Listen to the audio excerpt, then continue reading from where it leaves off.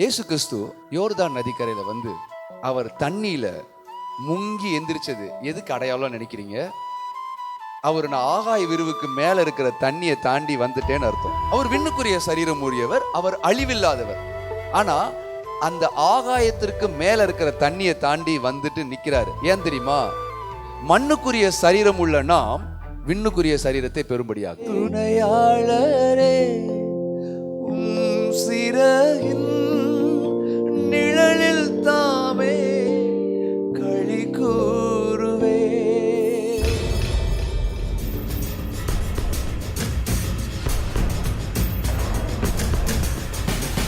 எல்லா நாள்லையும் அவர் படைச்சிட்டு அந்த நாள்ல ஏதாவது ஒரு விஷயத்துல அந்த நாள்ல இது நல்லது, இது நல்லது, இது நல்லதுன்னு சொல்லியிருப்பார். ஆனா இந்த இரண்டாவது நாள்ல மட்டும் அது நல்லதுன்னு சொல்லல. இப்ப முதல் நாள் படிச்சு பாருங்களேன். வெளிச்சம் உண்டா கடவுது என்றார், வெளிச்சம் உண்டாயிற்று, வெளிச்சம் நல்லது என்று தேவன் கண்டார், வெளிச்சத்தையும் இருளையும் தேவன் வெவ்வேறாக பிரித்தார். நல்லது என்று கண்டார். ஆனா இரண்டாவது நாள் படைப்பை பாருங்க. பின்பு தேவன் ஜலத்தின் மத்தியில் ஆகாய விரிவு உண்டாக கடவுது என்றும் அது ஜலத்தின் என்று ஜலத்தை பிரிக்க கடவுது என்றும் சொன்னார். தேவன் ஆகாய விரிவை உண்டு பண்ணி ஆகாய விரிவுக்கு கீழே இருக்கிற ஜலத்திற்கும் ஆகாய விரிவுக்கு மேலே இருக்கிற ஜலத்திற்கும் பிரிவு உண்டாக்கினார். அது அப்படியே ஆயிற்று. தேவன் ஆகாய விரிவுக்கு வானம் என்று பெயரிட்டார். சாயங்காலமும் விடியற்காலமுமாகி இரண்டாம் நாள் ஆயிற்று. அவ்வளவுதான், முடிஞ்சு போச்சு. அடுத்தது மூணாவது நாள். மூணாவது நாள்ல இன்னொரு விசேஷம் இருக்கு. மூணாவது நாள்ல 2 தடவை அது நல்லது நல்லதுன்னு பாரு. மூணாவது நாள்ல 2 தடவை நல்லதுன்னு சொல்றவரு, முதல் நாள்ல ஒரு தடவை சொன்னவர், எல்லா நாள்லயும் நல்லதுன்னு சொன்னாரு. அவர் படைச்சிட்டு இது நல்லது நல்லதுன்னு சொன்னாரு. ஆனா இந்த இரண்டாவது நாள் ஆகாய விரிவை உண்டு பண்ணினதுக்கு அப்புறம் அது நல்லது என்று கர்த்தர் சொல்லவில்லை.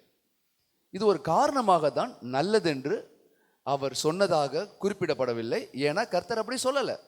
நம்ம இந்த படைப்பின் சிருஷ்டிப்பின் வரலாறை படிக்கும்போது இதை சாதாரணமாக குயிக்காக படிச்சுட்டு போயிடுவோம். ஆனால் இதுக்குள்ள அநேகமான ரகசியங்களும் புதை பொருள்களும் நம்ம போன வாரம் எப்படி இது தேவனுடைய வாக்கு தத்தங்களை நமக்கு கொடுக்கிறதா இருக்கிறது நம்ம பார்த்தோம். அப்படிதானே? பூர்வ காலம் முதல் நமக்காக சில வாக்கு தத்தங்களை கர்த்தர் உண்டாக்கினார் தான் போன வாரம் பார்த்தோம். இந்த வாரம் இன்னும் ஒரு சின்ன ரகசியம். ஏன் அவர் ஆகாய விரிவை உண்டு பண்ணி இது நல்லதுன்னு அவர் சொல்லலை? சரி, இப்ப நான் சொல்றேன். மனுஷன் எங்க படைக்க போறாரு? பூமியில படைக்க போறாரு. இப்ப ஆகாய விரிவை பிரிச்சு வானத்தையும் பூமியும் அவர் பிரிச்சுட்டாரு. அப்படின்னா நான் மனிதனோட இனிமேல ஒன்னா சேர்ந்து வாழ முடியாது. ஒரு பிரிவு அங்க உண்டாயிருச்சு. அதனாலதான் அது நல்லதுன்னு அவர் சொல்லலை. அப்புறம் ஏன் அங்கேயே பரலோகத்திலேயே படைச்சிருக்கலாம்ல நீங்க கேட்பீங்க சில பேர். ஏன் பூமியில விடணும்? இந்த ஸ்கூல்ல போய் குழந்தைங்களை தாய் தகப்பன்மார் விட்டுட்டு வீட்டுல அப்பா இன்று முதல் நான் ஆசீர்வதிக்கப்பட்டேன்னு பாடிட்டு வருவீங்களா? குழந்தைங்கள, சின்ன குழந்தைங்கள ஸ்கூல்ல விட்டுட்டு வீட்டுல பயங்கர சேட்டையா இருக்கு, எப்படா ஸ்கூல் திறக்குதும்பாங்க. இது KG1 KG2 பிள்ளைங்களை நான் சொல்றேன். விட்டுட்டு இந்த தாய்மார்க படுற தவிப்பு நான் பார்த்தேன். இந்த ஸ்கூல்ல போய் விடும்போது, எஸ்பெஷலி இந்த ஃபர்ஸ்ட் ப்ரீ-KG, இவங்க போவே மாட்டாங்க, வெளியவே நிற்பாங்க. அப்புறம் எதுக்கு ஸ்கூல்ல விட்டு வீட்லயே வச்சுக்க வேண்டியதானே? அதுதான் அந்த பிள்ளைங்களும் கேட்கும். எதுக்கு இப்படி கஷ்டப்பட்டு, நீனும் கஷ்டப்பட்டு நானும் கஷ்டப்பட்டு என்ன ஸ்கூலுக்கு அனுப்பணும்? சொல்றது புரியுதுங்களா? உங்களுக்கெல்லாம் தெரியும் ஏன் ஸ்கூலுக்கு நீங்க அனுப்புறீங்க பிள்ளைங்களன்னு. அவங்க வளர்றதுக்கு, அவங்க சில படிப்பினைகளை பெற்றுக்கொள்வதற்கு. சில பிரிவுகள் அவசியமாயிருக்கிறது. அன்பினுடைய உண்மையான உச்சக்கட்டம் எப்ப தெரியும்னா பிரிவுல தான் தெரியும். இந்த கர்த்தர் ஒரு பிரிவை ஏற்படுத்துறார். ஏன் தெரியுமா? இந்த பிரிவின் மூலமாக தான் அன்பு உறுதிப்படும். இந்த அன்பு உறுதிப்படணுங்கிறதுக்காக ஒரு பிரிவு. ஆனா இந்த பிரிவை கர்த்தர் ஒரு நாளும் அவர் விரும்புவதே இல்லை. ஹல்லேலூயா. அதனாலதான் இது நல்லதுன்னு ஒரு வார்த்தை சொல்ல. ஏன்னா அவருக்கு தெரியும் இந்த ஆகாய விரிவு தான் என்னையும் அவங்களையும் பிரிக்கும். இவங்க இந்த ஆகாய விரிவை தாண்டி தான் வரணும். பூமியில சில கிரியைகள் அவங்க செய்யணும், அவங்க விசுவாசிக்கணும், என் நாமத்தின் மேல அவங்க விசுவாசம் வைக்கணும், அவங்க என்னை நேசிக்கணும், அப்புறம் அவங்க மெச்சூர்ட் ஆகணும், அப்புறம் பரலோகத்துக்கு வந்து சேர்ந்து வாழணும். இந்த பிரிவை கர்த்தரால் ஏற்றுக்கொள்ள முடியவில்லை.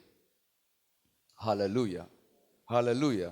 நிறைய பேர் சொல்லுவாங்க, ஏன் கர்த்தர் அதை அனுமதிச்சார், ஏன் அதை கர்த்தர் அனுமதிச்சாருன்னு ரொம்ப ஈஸியா சொல்லுவாங்க. பிரியமானவர்களே, ஒரு விஷயத்தை நல்லா புரிஞ்சுக்கோங்க. அன்பு அப்படின்னு ஒரு கான்செப்ட் இருந்துச்சுன்னா அது ஃப்ரீ வில்லா இருக்கணும். அங்க ஒரு சுயாதீனம் இல்லாம வர எதுவுமே அன்பு கிடையாது. ஒரு கம்பல்ஷன்ல, இப்போ நீங்க ஜெயில சில கைதிகள் இருப்பாங்க, அவங்க வார்டனுக்கு சல்யூட் போடுவாங்க, அவங்க ரொம்ப கையை கட்டி நடந்துக்குவாங்க. ஏன்? வார்டன் மேல பிரியமா? வார்டனை மதிக்கிறாங்களா? இல்ல, அவங்க ஒரு அடிமைத்தன வாழ்க்கையில வாழ்றாங்க. அப்போ அவர்கள் காட்டுற மரியாதை எல்லாம் போலியானது. அது அந்த அதிகாரத்திற்கு உரியது. எப்ப தெரியுமா உண்மையான மரியாதை? அதே வார்டனை இவன் கைதி ஆயிட்டு வெளியே ரிலீஸ் ஆகி வந்ததுக்கு அப்புறமும் சல்யூட் பண்றான், வந்து நேரா பார்த்து ஐயா நீங்க எனக்கு ரொம்ப உதவி செஞ்சீங்கன்னு சொன்னாங்கன்னா அது உண்மையான அன்பு. அவனை ஒரு கட்டுப்பாடுக்குள்ள வச்சு அது நேசமா இருக்காது. அதனாலதான் கர்த்தர் ஒரு பிரிவை ஏற்படுத்துகிறார். என்ன பிரிவு? ஆகாயம்னு ஒரு பிரிவை ஏற்படுத்தி, நீ சுதந்திரமா இங்கே இரு, ஆனா உன்னுடைய சுதந்திரத்தின் மத்தியில் நீ என்னை நேசிக்கணும். அதுதான் உண்மையான நேசம். நமக்கு ஹalleluyaன்னு ஃப்ரீயா போயிடுறோம். கர்த்தர் எதையும் என்ன கேட்க மாட்டாரு, நான் எதை வேணா செய்யலாம். ஆனா கர்த்தருக்கு இந்த பிரிவு வேதனை ஏற்படுத்துகிறது. நமக்கு சுயாதீனம் சுதந்திரத்தையும் சந்தோஷத்தையும் ஏற்படுத்துகிறது. இன்னைக்கு இந்த சத்தியத்தை கேட்கிற நீங்களும் சொல்ல போறீங்க, இல்ல ஆண்டவரே உங்களுக்கு வேதனைனா எனக்கும் வேதனை தான். ஹalleluya. உங்களுக்கு வேதனை எனக்கும் வேதனை. அதுக்கு தான் இதை நம்ம படிக்கிறோம். இது ஏதோ ஒரு பெரிய ரகசியத்தை தெரிஞ்சுக்கிறதுக்காக இல்லை. ஆஹா, கர்த்தர் வேதனைப்பட்டிருக்காரு. ஒரு ஆகாய விரிவை ஏற்படுத்திட்டு அவர் வேதனை அடைஞ்சிருக்கிறாரு. ஆனாலும் நம்மளும் சொல்ல பழகிக்குவோம், எனக்கும் கஷ்டம் தான் ஆண்டவரே. உந்தன் தயவால் மலை போல் நிற்க செய்தி, உம்மை விட்டு பிரிந்து மிகவும் கலங்கி போனேன். சொல்லுங்களேன். உந்தன் தயவால் மலை போல் நிற்க செய்தி, உம்மை விட்டு பிரிந்து மிகவும் கலங்கி போனே. சாக்கு ஆடை நீக்கி என்னை சந்தோஷத்தால் மூடினீ. சாக்கு ஆடை நீக்கி என்னை சந்தோஷத்தால் மூடினீ. இப்போ சாம் எனக்கு அப்பா அப்படின்னு நீங்க நினைச்சுக்கணும். ஜஸ்ட் ஒரு ரோல் பிளே தான் இது. இருக்கீங்களா? சாம் யாரு? எனக்கு அப்பா. நான் சாமோடைய பையன். நம்ம கொஞ்ச நாள் கழிச்சு மீட் பண்றோம். இந்த டயலாக் மனப்பாடம் பண்ணிட்டு நீங்க சொல்லணும். அப்பா நான் உங்களை நேசிக்கிறேன்ப்பா. உங்களன்னு சொல்ல, ஒன்னு. நான் உன்னை நேசிக்கிறேன்ப்பா. நீ அப்பா, நான் பையன். வாப்போன்னு பேசிக்கலாம், ஒன்றும் பிரச்சனை இல்லை. சும்மா சொல்லு, நான் உன்னை நேசிக்கிறேன். நான் உன்னை நேசிக்கிறேன்ப்பா. எனக்கு உன்னை, ஏன் ரியாக்ஷன் பாரு. எனக்கு உன்னை ரொம்ப பிடிக்கும். நீ இல்லாமல் ஒரு வாழ்வே இல்லை எனக்கு.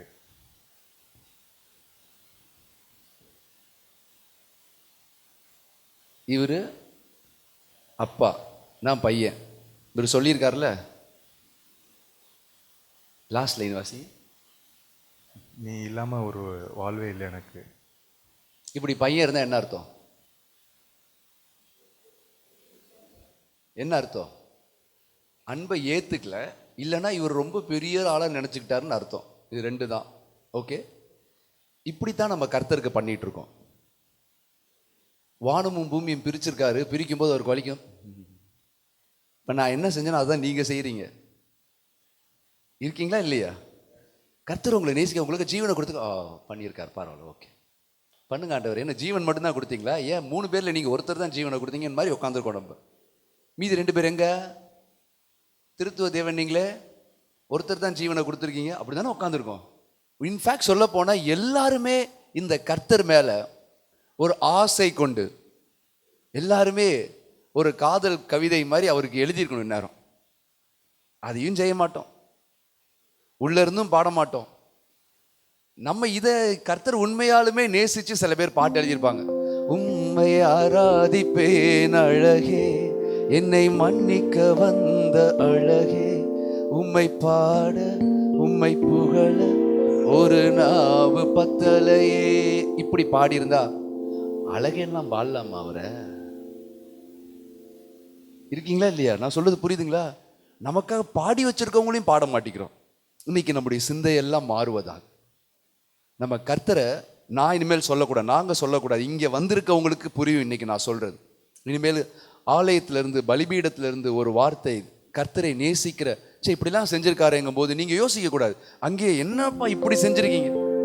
இப்போ சாம் அவன் சொல்லும்போது நான் அவனை நேசிக்கிறேங்கும் போது நம்மளுடைய ஒரு சொட்டு கண்ணீரோ இல்லை அவங்கள கட்டி பிடிச்சி ஒரு முத்தம் நீங்கள் இப்படி சொல்வீங்க நான் எதிர்பார்க்கல. நீங்கள் உங்களுடைய ஸ்தலத்துல இருந்து இப்படி நீங்கள் சொல்கிறீங்களே, நான் புத்தியற்றவன் ஆண்டவர், நான் புத்தியற்றவன், எனக்கு இந்த தகுதி இல்லை நீங்கள் சொன்னீங்கன்னா இதைத்தான் நான் அவர்கிட்ட எதிர்பார்க்குறேன். இன்னொரு விஷயம், அதை தான் ஃபஸ்ட்டு சொல்லியிருக்கணும், இருந்தாலும் நான் பரவாயில்ல சொல்கிறேன். ஏன் கர்த்தர் நல்லதுன்னு சொல்லலை தெரியுமா? ஏன்னா பிசாசுங்கள்லாம் விழுந்து போச்சு, 1/3 விழுந்து போச்சு, அதுங்க எல்லா பக்கமும் ஆடிட்டு கிடந்துச்சுங்க. அதனால தான் பூமியானது ஒழுங்கின்மையும் வெறுமையுமா இருந்துச்சு. கர்த்தர் படைச்ச எதுவுமே ஒழுங்கின்மையும் வெறுமையுமா இருக்காது. அது விழுந்த தூதர்கள் என்ன பண்ணியிருக்குதுங்க, எல்லாம் வம்பிழுத்துக்கிட்டு எல்லாத்தையும் நாசம் பண்ணிட்டு இருக்கு. இன்ன வரைக்கும் அதான் பண்ணுதுங்க, அப்படித்தானே? ஆமா. இப்ப கர்த்தர் என்ன பண்றாரு, நீ எல்லா இடத்துலயும் சுத்திட்டு இருக்க கூடாது, உனக்குன்னு ஒரு இடத்த கொடுக்குறேன். எங்க தெரியுமா? the firmament. இந்த ஆகாய விரிவுக்கு கீழே இருந்து அதுக்கு மேல போக முடியாது, பூமிக்கு நீ போக கூடாது. எப்பயாவது எக்ஸ்பெடிஷனா வந்தாதான்.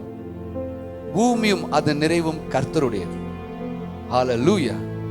அது நான் மனுஷர்களுக்காக உண்டு பண்ணிடுது. நீ எங்க இருக்கணும்? வான மண்டலங்கள்ல மேல இரு, நீ கீழே போக கூடாது. ஆனாலும் வருதே பிரதர், நீ கூப்பிட்டாதான் வரும், நீ செய்யக்கூடாது செஞ்சா வரும். நீங்க தான் உங்க கோபத்தினால, உங்களுடைய அக்கிரமங்களினால, உங்களுடைய பயத்தினால, உங்களுடைய சந்தோஷமின்மையினால அதுங்களெல்லாம் கூப்பிடுறீங்க, உங்களுடைய முரட்டாட்டத்தினால அதுங்களை கூப்பிடுறீங்க, உங்களுடைய எதிர்ப்புனால அதை கூப்பிடுறீங்க. 1 சாமுவேல் 15:22. இரண்டகம் பண்ணுதல். ஆமா, இரண்டகம் பண்ணுதல் பில்லிசூனிய பாவத்திற்கும் முரட்டாட்டம் பண்ணுதல் அவபக்திக்கும் விக்கிரக ஆராதனைக்கும் சரியா இருக்கிறது. வான மண்டலம் இருக்கிற பிசாசுங்களை நம்ம தான் கூப்பிட்டு இருக்கோம். இரண்டகம் பண்ணுகிறதுனால், முரட்டாட்டம் பண்றதுனால. அப்படிப்பட்ட அவபக்தி நம்மை விட்டு போவதாக, அவபக்தி நம்மை விட்டு நீங்கி போவதாக. யார் எப்படி வேணா இருந்துட்டோம், ஆனா நீங்க அப்படி இருக்கக்கூடாது. அவன் அப்படி பண்றான் பிரதர், அதனாலதான் நான் பண்றேன். அவங்க அப்படி பண்றாங்க சிஸ்டர், அதனாலதான் நான் அப்படி பண்றேன். எவ அப்படி பண்றா, எவ எப்படியோ பண்ணிட்டு போட்டோம், நம்ம ரெண்டகம் பண்ணக்கூடாது. நம்ம, ஏன்னா அது விக்கிரக ஆராதனைக்குரியது. இந்த கோபங்கள், மூர்க்கங்கள், வைராக்கியங்கள் எல்லாம் விக்கிரக ஆராதனைக்குரியது. அதனாலதான் அப்போஸ்தலனாகிய பவுல் இதை கரெக்டா சொல்றாரு, நீங்கள் ஒருவருக்கு விரோதமாய் ஒருவர் முறையிட்டு பட்சித்து போடாதீங்க உங்க கோபத்தினால. அது எப்படி கோபத்தினால நீங்க பட்சித்து போட முடியும்? நீங்க கோபப்படும் போது, ஒரு மூர்க்க வைராக்கியம் கொள்ளும் போது, இவன் அழிஞ்சா நல்லா இருக்கும், ஒழிஞ்சா நல்லா இருக்கும் அப்படின்னு சொல்லும் போதும், இல்ல அவங்களுக்கு விரோதமா எப்ப பார்த்தாலும் முறையிட்டுக்கிட்டே இருக்கும் போது நீங்கள் விக்கிரக ஆராதனை பண்ணுகிறீர்கள். அது உங்களுக்கே கேடாய் முடியும். வான மண்டலங்கள் இருக்கிற பொல்லாத ஆவிகள் உள்ள வந்துடும். அப்ப நம்ம என்ன செய்யணும்? சகோதரர்கள் ஒருமித்து வாசம் பண்ணுகிறது நம்ம செய்யணும். ஹல்லேலூயா. பிரியமானவர்களே, அந்த 2வது நாள் நன்மையே இல்லை, ஏன்னா பிரிச்சுட்டார் கர்த்தர். இப்ப நன்மை வரணும், என்ன தெரியுமா செய்யணும்? சகோதரர்கள் ஒருமித்து வாசம் பண்ணும். சங்கீதம் 133:1. இதோ சகோதரர் ஒருமித்து வாசம் பண்ணுகிறது, எத்தனை நன்மையும் எத்தனை இன்பமுமானது. எத்தனை நன்மையும் எத்தனை இன்பமா. எது ஃபர்ஸ்ட் வந்திருக்கு பாருங்க.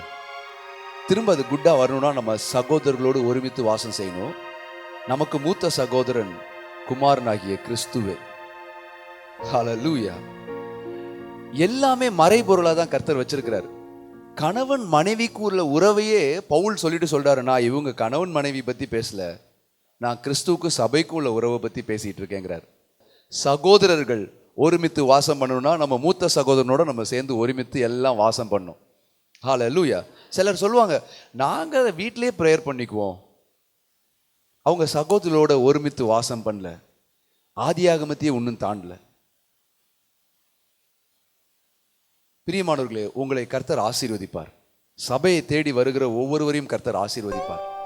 ஏன்னா அங்குதான் நன்மையும் அங்குதான் இன்பமும் இருக்கு. அது ஆரோன் சிரசில் ஊற்றப்பட்ட பரிமள தைலத்திற்கு ஒப்பாய் இருக்கும். அது முகத்திலிருந்து வழிந்தோடி அது தாடியை நனைத்து உடையெல்லாம் நனைக்கும். ஒரே நறுமணமா இருக்கும். சிந்தையில, உங்களுடைய செயல்ல ஒருவருடைய குறைகளை ஒருவர் தாங்கி, ஒருவருடைய குற்றங்களை ஒருவர் மன்னித்து, நீங்க ஒன்னா வாசம் பண்ண நீங்க பிரயாசப்பட்டீங்கன்னா உங்களுக்கு நற்சாட்சி உண்டாகும். இதனாலதான் அவர் யோசேப்பை பத்தி சொல்லும்போது அது யோசேப்பை பத்தி சொல்ல, அது கிறிஸ்துவுக்கு நிழலாட்டமா இருக்கு. யோசேப்பு சொல்றாரு, தன்னுடைய சகோதரர்கள், அவரை குழியில போட்ட சகோதரர்கள் வராங்க, அவரை கொல்லணும்னு நினைச்ச சகோதரர்கள் வராங்க.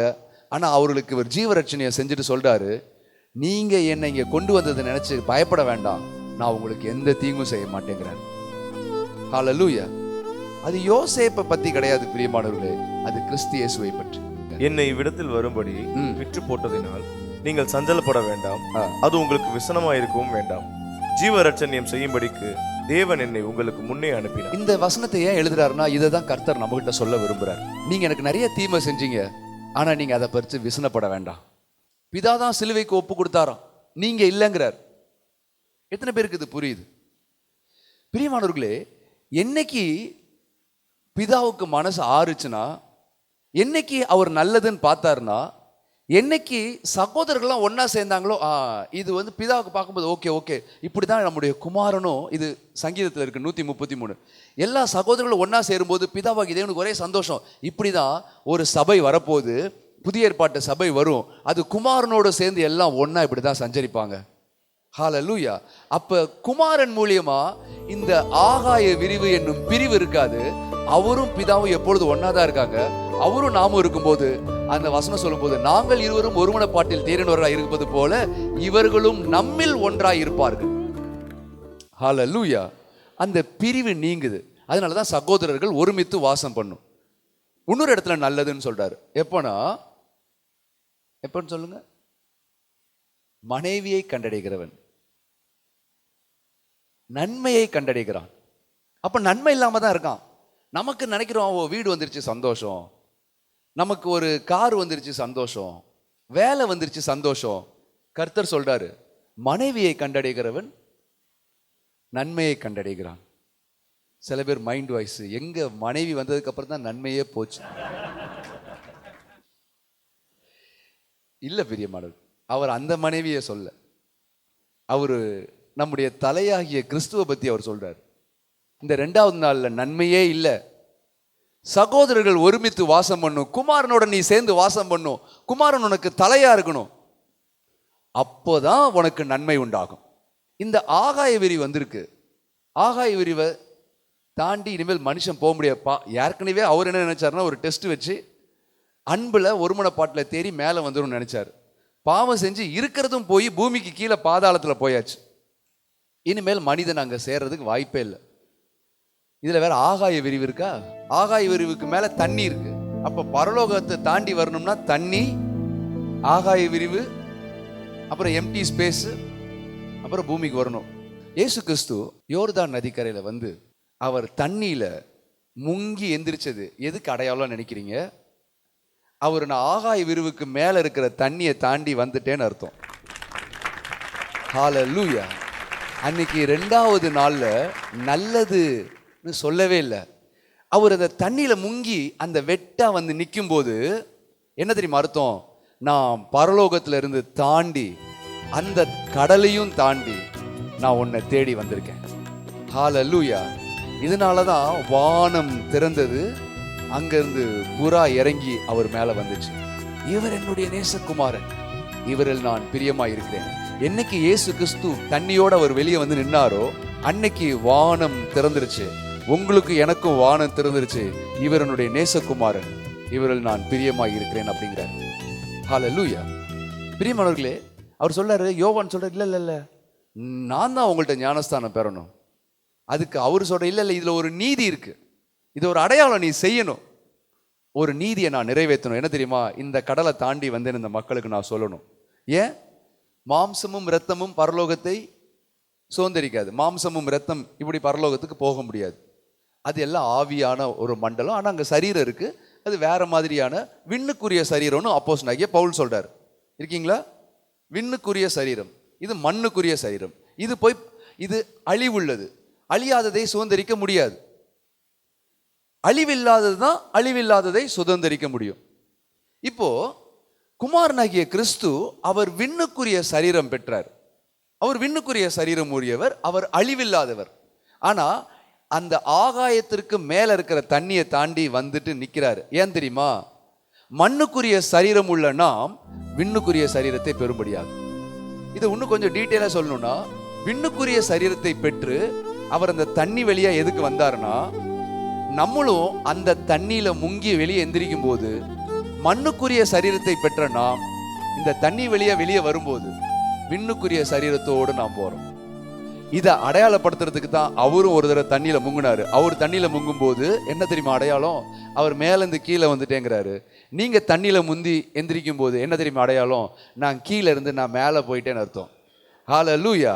அதனாலதான் ஞானஸ்நானம் எடுத்ததுக்கு அப்புறம் நாம் இந்த பூமிக்கு உரியவர்கள் அல்ல, நாம் இந்த பூமிக்குரியவர்கள் அல்ல, நாம் பரலோகத்திற்குரியவர்கள். இயேசு கிறிஸ்து அதனாலதான் இந்த பூமிக்கு வந்துட்டு சொன்னாரு, பரலோக ராஜ்யம் சமீபமாய் இருக்கிறது, அது உங்கள் நடுவில் இருக்கிறது. பரலோகமே இறங்கி வந்துருச்சு. விண்ணுக்குரிய சரீரம் உடைய அழிவில்லாத சரீரத்தை உடைய அந்த குமாரனாகிய கிறிஸ்து இந்த ஜலத்தையிலிருந்து ஆகாய விரிவை தாண்டி நமக்காக இறங்கி வந்துட்டார்.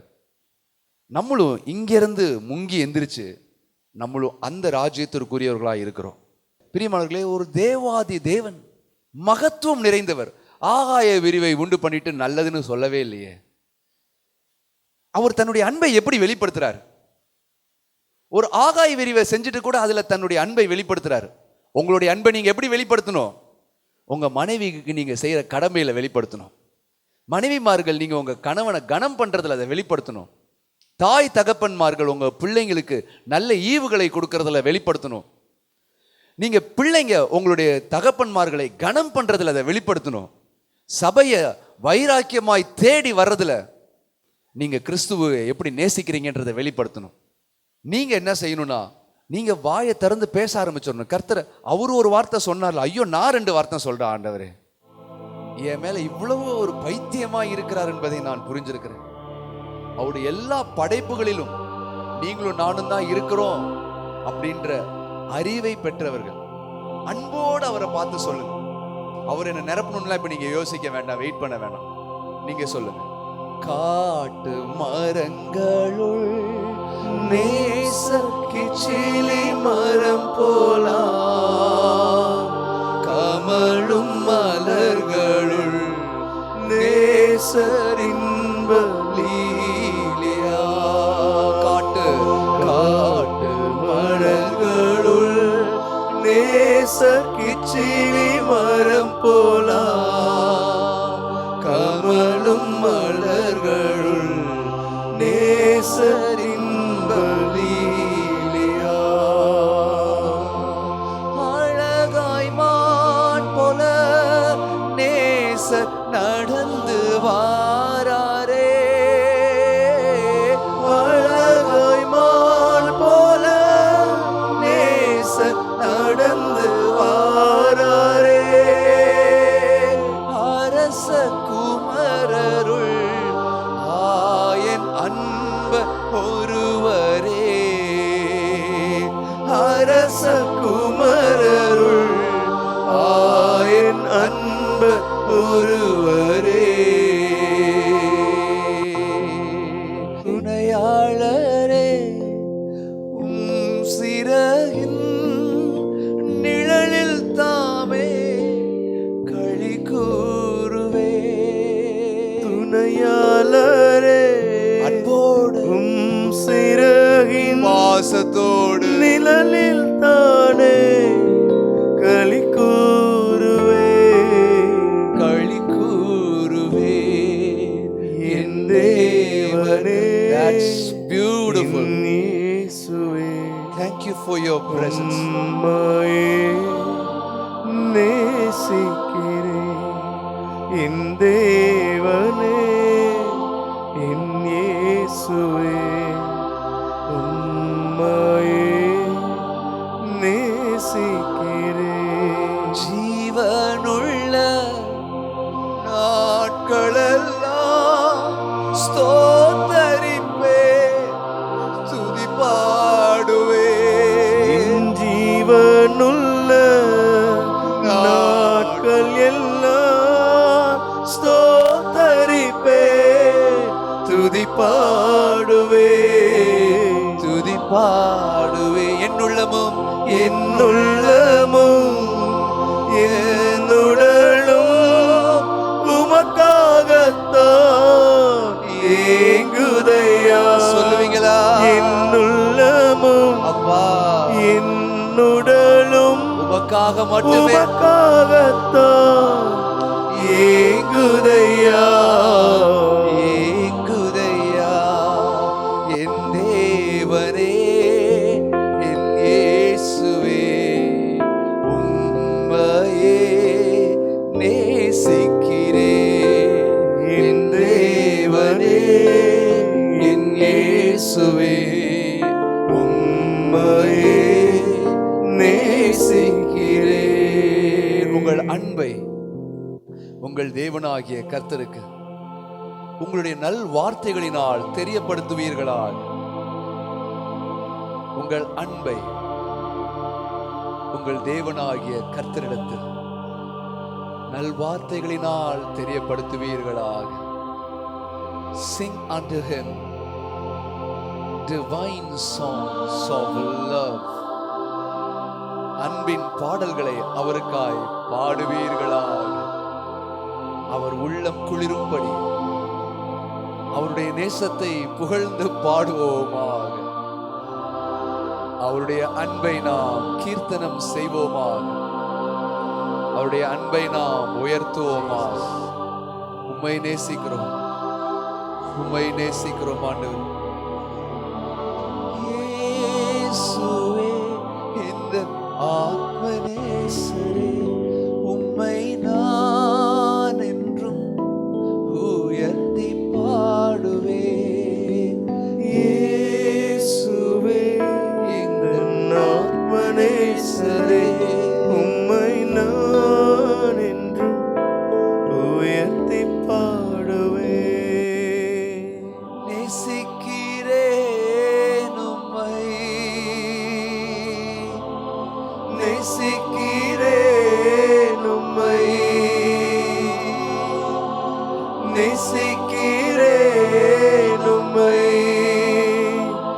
என்னை பிரியாத மெய் அன்பே, பிரியாத என்னை பிரியாத மெய் அன்பே, என்னை பிரியாத என்னை பிரியாத மெய் அன்பே,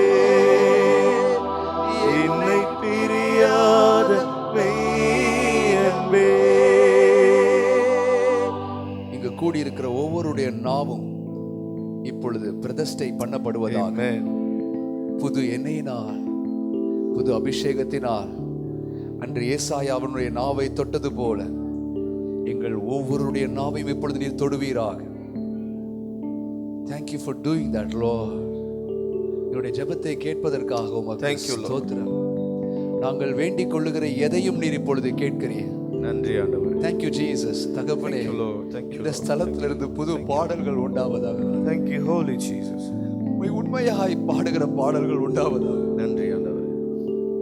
உம்மை உள்ளபூர்வமாய் துதிக்கிற பாடல்கள் உண்டாவதாக. Hallelujah. Hallelujah. Oh, let us sing your praises, oh Father.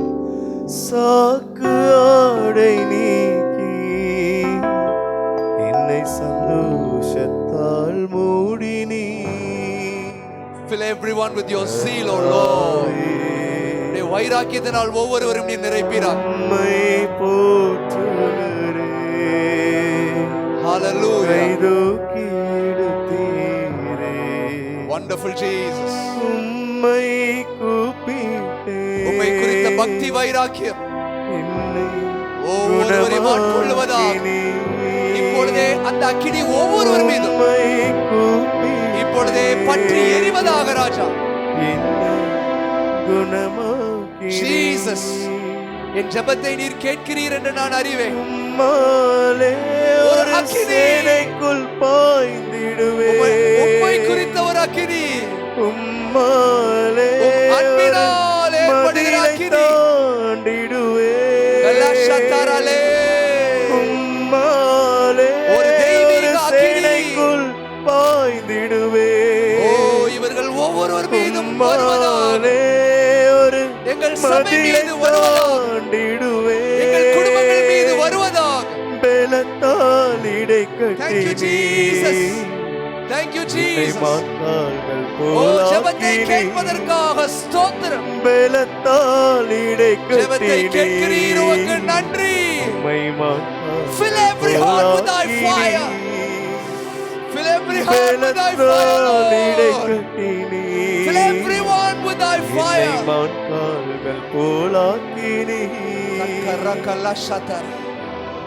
இதே போன்ற நிறைவேகளை எப்பொழுதும் நிறைந்திருப்பதாக ராஜா. மகிமை One life and unto thee, O Jesus. மகிமை மகிமை One life unto thee, O Father.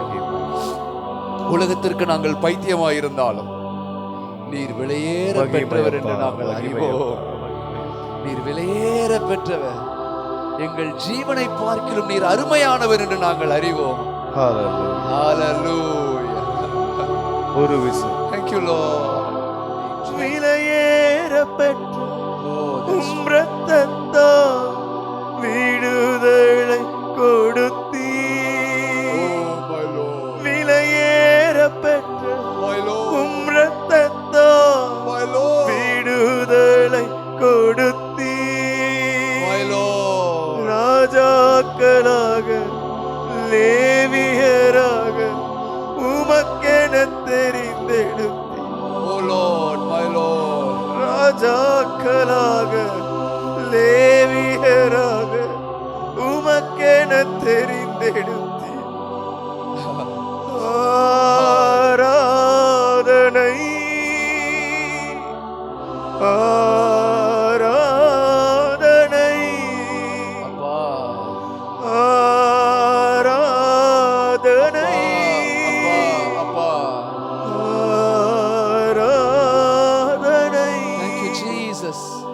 என் நண்பர் இயேசுவுக்கே அந்த மேலாண்மையின் ஆழமதை எண்ணி நான் துதித்திடுவேனே. அந்த மேலாண்மையின் ஆழமதை எண்ணி நான் துதித்திடுவேனே. அந்த மேலாண்மையின் ஆழமதை எண்ணி நான் துதித்திடுவேனே. அந்த மேலாண்மையின் ஆழமதை எண்ணி நான் துதித்திடுவேனே. இந்த ஜீவனிலும் மாறுமை உந்தன் கிருபை கிறிஸ்தேசுவே. உந்தன் கிருபை கிறிஸ்தேசுவே. அந்த மேலாண்மையின் ஆழமதை எண்ணி நான் துதித்திடுவேனே. அந்த மேலாண்மையின் ஆழமதை எண்ணி நான் துதித்திடுவேனே. We will never be the same from hereafter. Amen. இனி நாங்கள் ஒரு நாளும் எங்களுடைய பழைய வாழ்க்கையை போல் இருக்க போவதில்லை. Thank you, Jesus. ஒரு புது ஜீவன் எங்கள் ஒவ்வொருவரையும் ஆட்கொண்டிருப்பதற்காக உமக்கு ஸ்தோத்திரம். புத்தி தெளிந்தவர்களாய், ராஜ்யத்திற்குரிய சிந்தை உள்ளவர்களாய் எங்களை நீர் மாற்றி இருக்கிறீர். எங்கள் செவிகளை, எங்களுடைய நாவுகளை, எங்கள் உள்ளங்களை, சிந்தைகளை நீர் பிரதிஷ்டை செய்திருக்கிறீர். உமக்கு ஸ்தோத்திரம். Thank you, Jesus. All glory and honor and praises unto thee, O Jesus. Hallelujah.